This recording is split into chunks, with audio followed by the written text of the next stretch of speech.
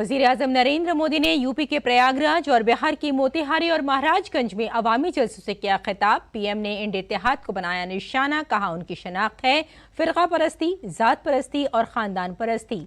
4 जून को इंडिया इत्तेहाद को लगेगा सबसे बड़ा धचका।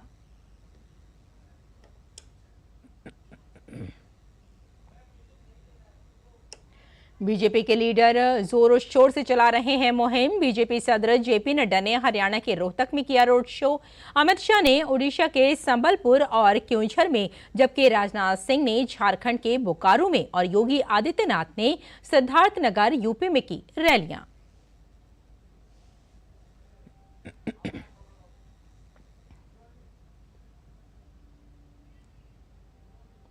आजमगढ़ के सरायमीर में समाजवादी पार्टी के सदर अखिलेश यादव के जलसे के दौरान हंगामा। कारकुनों ने एक दूसरे पर फेंकी कुर्सियां। पुलिस को हालात पर काबू पाने के लिए करनी पड़ी काफी मशक्कत।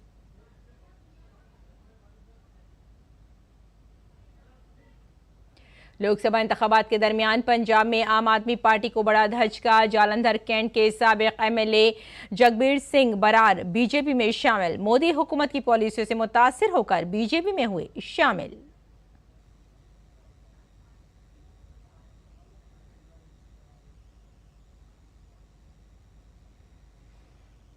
आम आदमी पार्टी की मुश्किलात नहीं हो रही हैं कम। दिल्ली शराब पॉलिसी मामले में मनीष सिसोदिया की अदालती हिरासत में 31 मई तक की तौसीह। स्वाति मालीवाल मारपीट मामले की तहकीकात के लिए तश्कील दी गई एसआईटी। विभव कुमार के साथ मुंबई पहुंची दिल्ली पुलिस।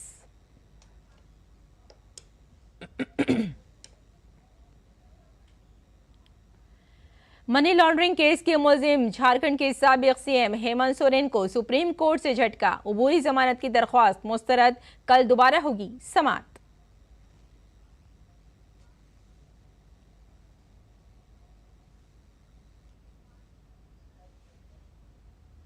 शुमाल मशरक़ी भारत शदीद गर्म लहरों की जद में। राजस्थान, पंजाब, हरियाणा, दिल्ली, एनसीआर, उत्तर प्रदेश में अगले 5 दिन तक जारी रहेगी गर्म लहर।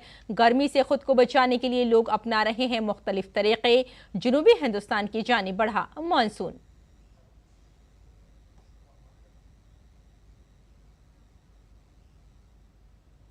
और सात्विक साईराज और चिराग शेट्टी की जोड़ी को थाईलैंड ओपन में फतेह का मिला इनाम। हिंदुस्तानी मर्दों की डबल्स जोड़ी बीडब्ल्यूएफ की ताजा तरीन रैंकिंग में पहुंची टॉप पर।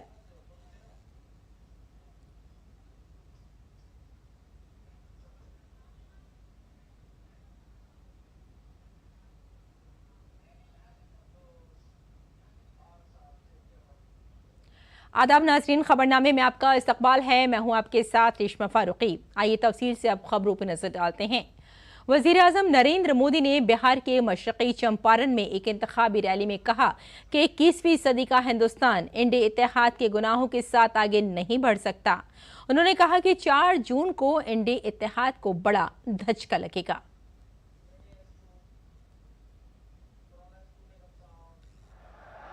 21वीं सदी का भारत इंडी गठबंधन के पापों के साथ आगे नहीं बढ़ सकता।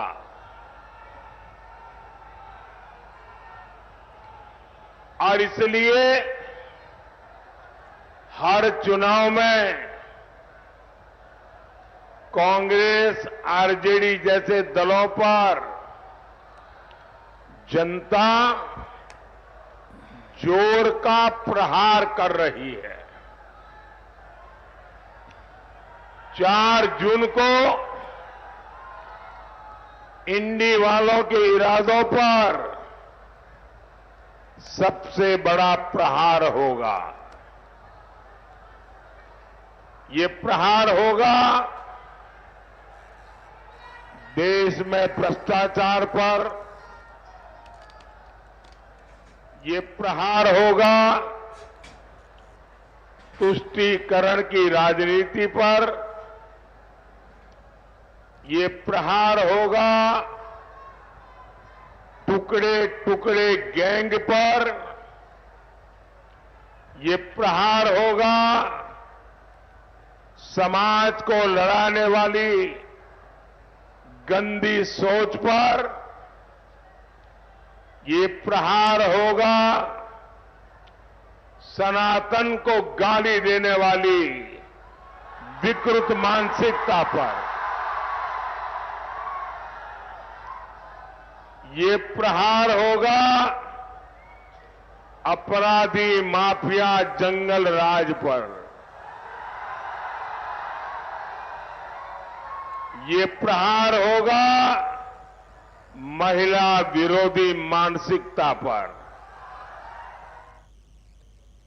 वजीर-ए-आज़म नरेंद्र मोदी ने उन लोगों को मुनासिब जवाब दिया जिन्होंने उनके बारे में ऐसी वैसी बातें कही हैं। वजीर-ए-आज़म ने तमाम शहरियों की जिंदगी में खुशियों की ख्वाहिश का इजहार किया है। उन्होंने कहा कि इंडिया इत्तेहाद के लीडरों के पास इस इलेक्शन में उन्हें गाली देने के अलावा कोई और इशू नहीं है।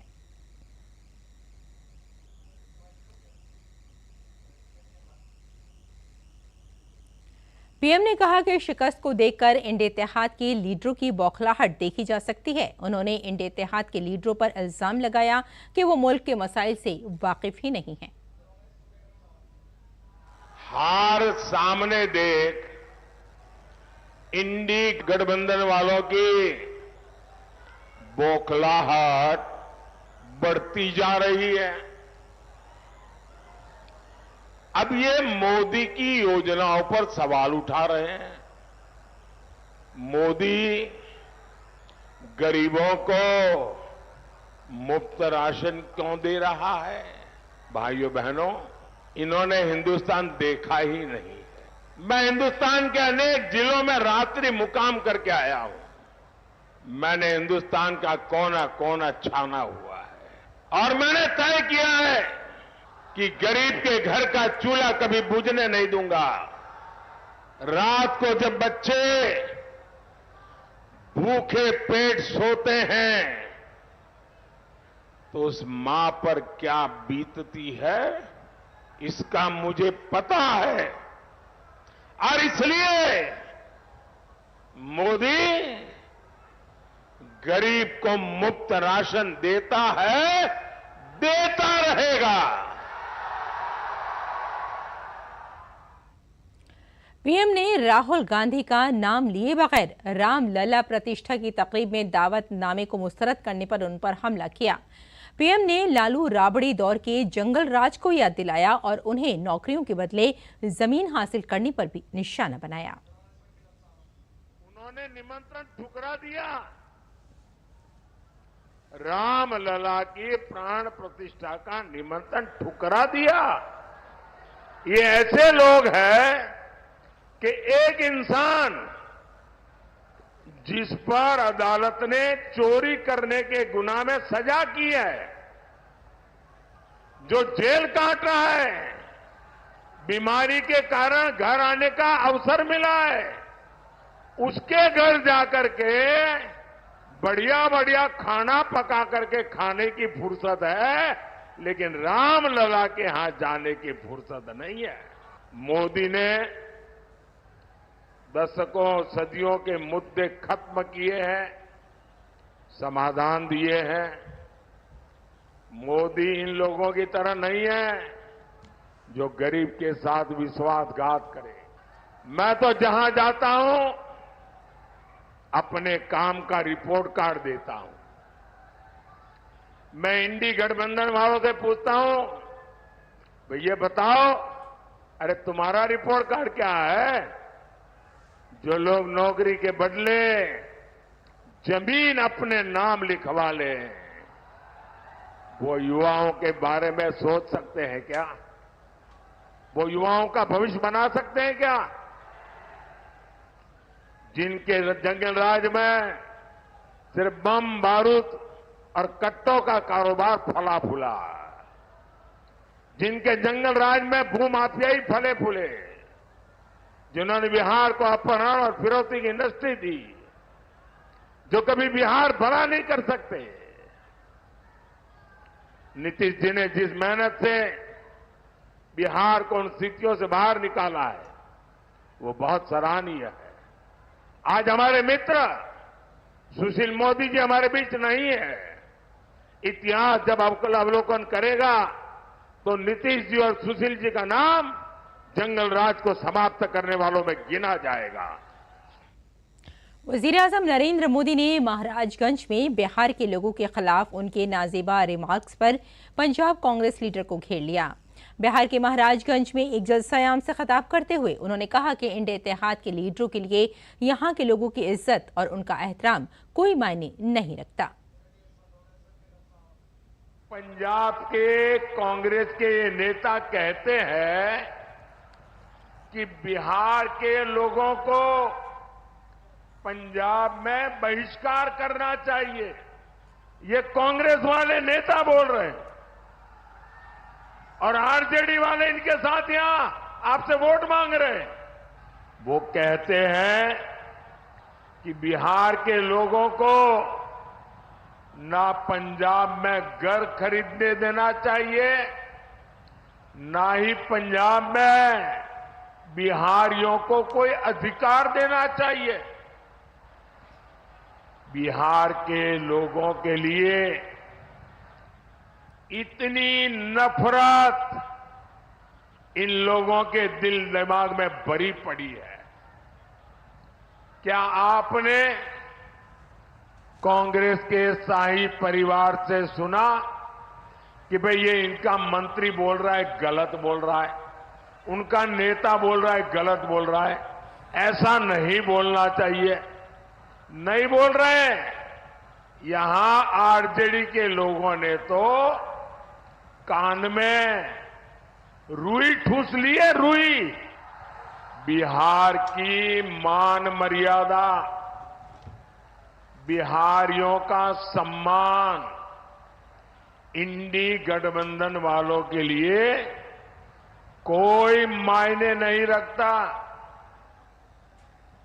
साहब, मैं गुजरात में था, वहां का मुख्यमंत्री था, लेकिन बिहार जब अपने 100 साल मना रहा था, मैंने बिहार से अनेक महानुभावों को गुजरात में बुला करके उनका सम्मान किया था।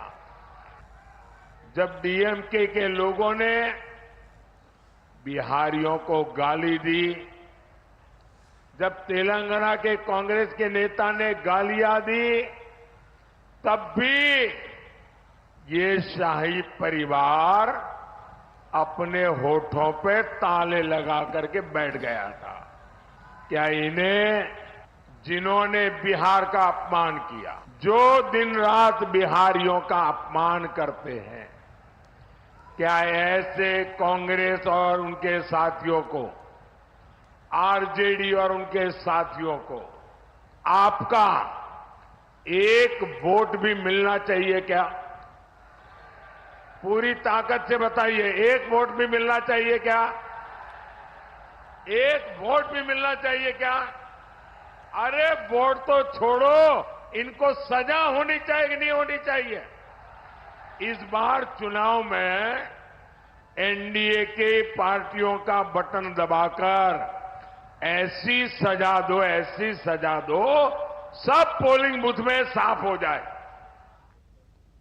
वज़ीर-ए-आज़म नरेंद्र मोदी ने इंडिया इत्तेहाद को करप्ट लोगों का प्लेटफॉर्म करार दिया। उन्होंने इसे फिरका परस्त के अलावा जात पात और खानदान पर मबनी जमातों का इत्तेहाद करार दिया। उन्होंने कहा कि इंडिया इत्तेहाद के लोग सिर्फ अपने खानदान के अफराद की भलाई के बारे में सोचते हैं। और बीजेपी के सीनियर लीडर और मुल्क के वजीर दाखिला अमित शाह ने ओडिशा के क्योंझर में एक जलसा-ए-आम से खिताब किया। अमित शाह ने कहा कि मोदी हुकूमत ने कबायली बहबूद के लिए बजट में इजाफा किया। इसके साथ ही उन्होंने तालीम और सेहत के मैदान में हुकूमत की तरफ से किए गए तरक्याती कामों का भी जिक्र किया। आदिवासी बच्चों के लिए 740 एकल विद्यालय बनाए, एकलव्य विद्यालय बनाए। 1 लाख आदिवासी बच्चे ये रेसिडेंशियल स्कूल में पढ़ रहे हैं। 40,000 आदिवासी शिक्षकों की भर्ती की। और इसके साथ साथ मोदी जी ने एक बहुत बड़ा काम किया। सिकल सेल एनीमिया के लिए एक मिशन बनाकर 10 साल के बाद एक भी आदिवासी बच्चे को सिकल सेल न हो, इस प्रकार की व्यवस्था करने का काम हमारे नरेंद्र मोदी जी ने किया।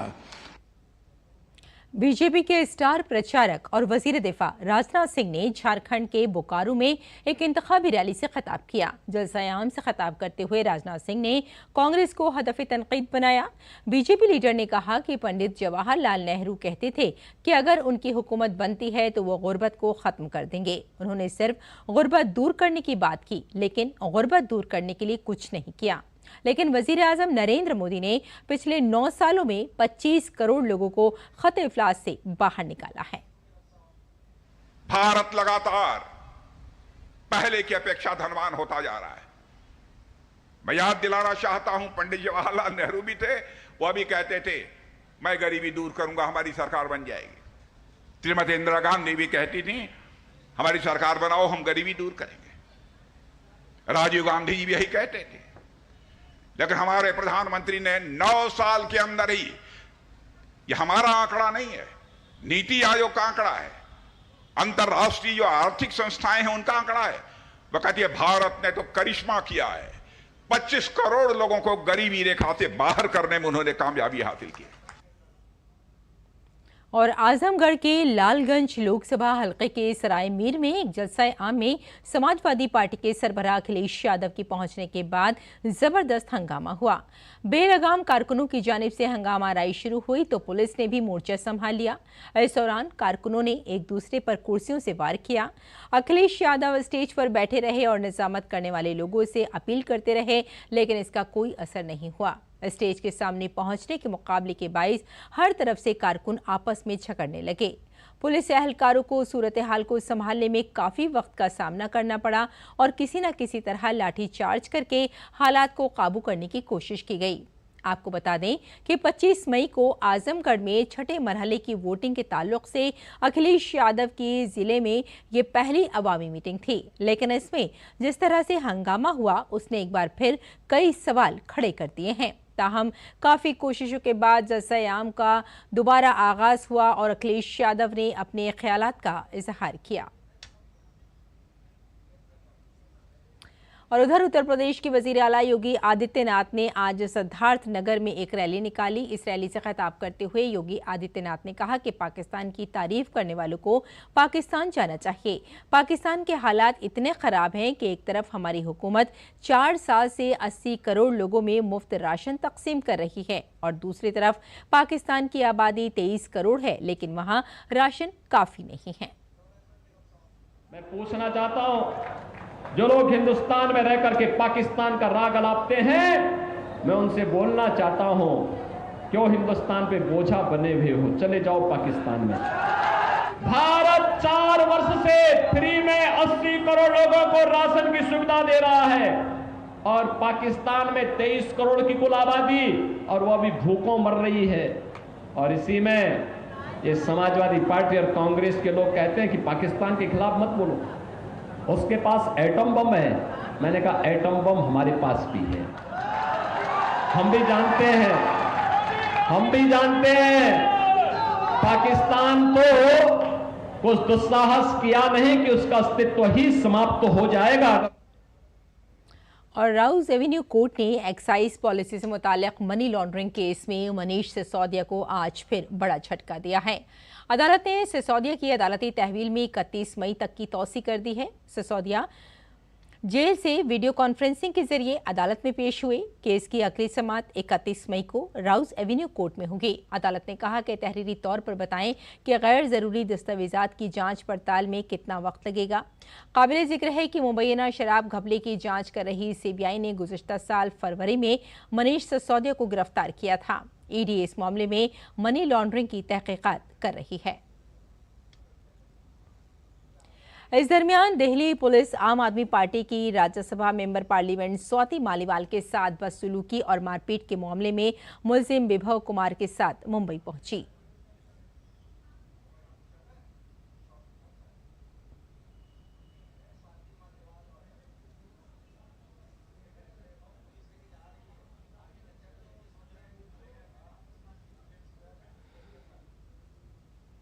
और मनी लॉन्ड्रिंग केस के मुलजिम झारखंड के साबिक वजीर आला हेमंत सोरेन को सुप्रीम कोर्ट से झटका लगा है। अरविंद केजरीवाल को हाल ही में दी गई राहत का हवाला देते हुए सोरेन ने इंतखाबात के पेश नज़र अबूरी जमानत की दरख्वास्त की थी। सोरेन की जानिब से कपिल सिब्बल ने दलील दी कि जिस जमीन के लिए उनके खिलाफ मुकदमा दर्ज किया गया है वो कभी भी उनके कब्जे में नहीं थी। ईडी की जानिब से एएसजी एसवी राजू ने कहा कि सोरेन केजरीवाल को दी गई राहत का हवाला देते हुए जमानत का मुतालबा नहीं कर सकते। दोनों सूरतों में हकायक मुख्तलिफ हैं।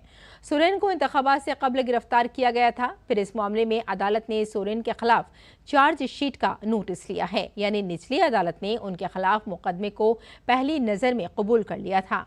इसने कहीं भी इस हुक्म को चैलेंज नहीं किया। यही नहीं, सोरेन की जमानत की दरख्वास्त भी मुस्तरद कर दी गई। हेमंत सोरेन की अबूरी जमानत की अर्जी पर कल सुप्रीम कोर्ट में समाअत जारी रहेगी। और मुल्क के शुमाल मशरक़ी इलाकों में गर्मी की शिद्दत में मुसलसल इजाफा हो रहा है। महकमा मौसमियात का कहना है कि गर्मी की लहर आइंदा 5 रोज़ तक परेशानी का बाइस बनेगी। राजस्थान, पंजाब, हरियाणा, दिल्ली, एनसीआर और उत्तर प्रदेश में शदीद गर्मी की लहर जारी है। वहीं गर्मी की शदीद लहर के पेश नज़र 8वीं जमात तक के बच्चों को छुट्टी दे दी गई है। बढ़ते हुए दर्जा हरारत के पेश नज़र महकमा मौसमियात ने कई इलाकों में रेड अलर्ट भी जारी कर दिया है।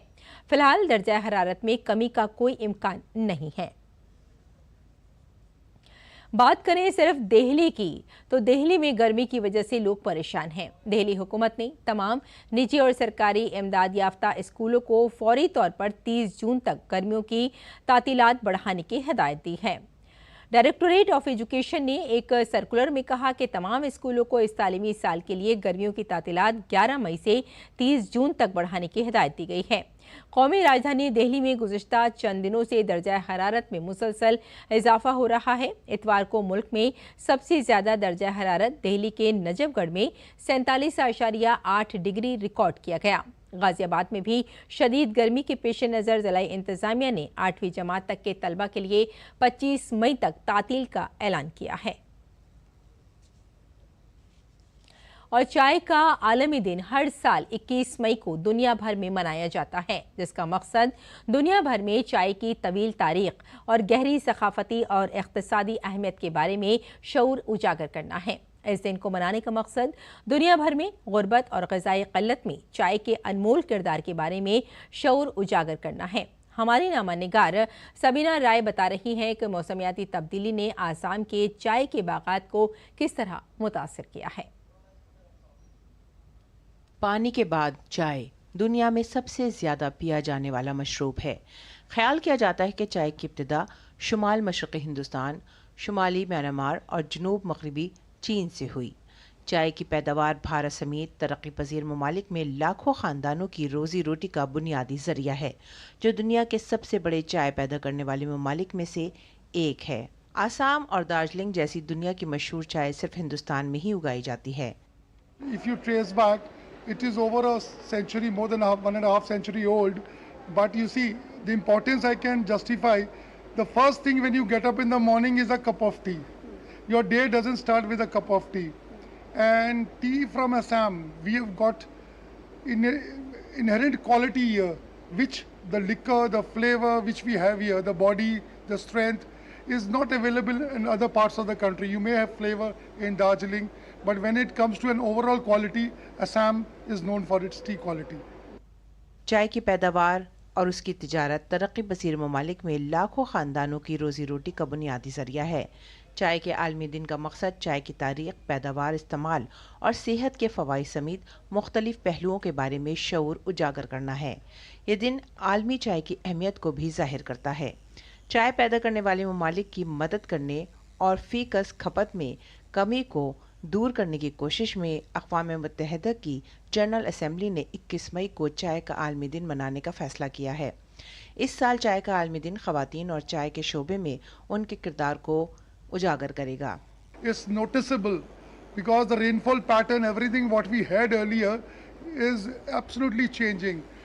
We are getting at the end of the day the same quantity of rainfall, but the distribution pattern is absolutely changed. So accordingly, we also have to adjust ourselves towards the growing of tea, planting of young teas irrigation, which was not heard of in Upper Assam much, is a basic necessary need of our Upper Assam. मज़ीद सैलाब और खुश्कसाली, नेज़ दर्जा हरारत और बारिश के अंदाज में तब्दीलियों ने पैदावार, चाय की मसनूआत के मेयार और कीमतों को मुतासर किया है, जिसकी वजह से चाय की पैदावार के शोबे में काम करने वाले लोगों की आमदनी में कमी वाक़ई हुई है, जिससे देही लोगों की ज़िंदगी बुरी तरह से मुतासर हुई है। चाय की एक तवील तारीख़ है और ये मुख्तलिफ ममालिक की सकाफ़तों में गहराई से जुड़ी हुई है। इन ममालिक में चाय न सिर्फ एक मकबूल मशरूब है, बल्कि बहुत से माशरों में समाजी रसूमात, तक़रीबात और मेहमान नवाजी में भी एक अहम किरदार अदा करती है। सबीना राय की report, DD news, Dibrugarh, Assam. और खेल की खबरों में सात्विक साईराज, रंकीरेड्डी और चिराग शेट्टी की भारतीय बैडमिंटन जोड़ी को थाईलैंड ओपन में मर्द सिंगल खिताब जीतने का इनाम मिला है। BWF के जरिए जारी ताज़ा रैंकिंग में सात्विक साईराज, चिराग शेट्टी की जोड़ी पहले मुकाम पर पहुंच गई है। चिराग सात्विक ने चीन की ली यू और चीन युयांग को शिकस्त देकर Thailand open super 500 badminton tournament का मर्द बनकर डिबस खिताब जीता था। तो नाज़रीन, खबरनामे में फिलहाल इतना ही। इजाज़त दें, आदाब।